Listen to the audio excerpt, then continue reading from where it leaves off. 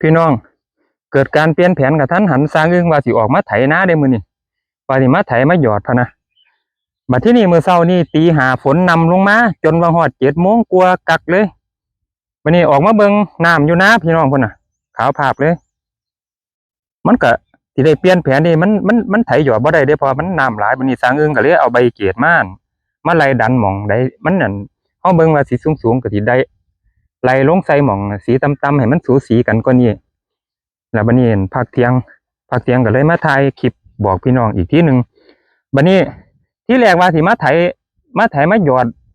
บัดพอฝนมันตกมาแล้วบัดนี้ก็สิไถหยอดบ่ได้บัดนี้สร้างอื่นก็สิกลับไปเปิดร้านเด้พี่น้องมื้ออื่นก็สิเปิดร้าน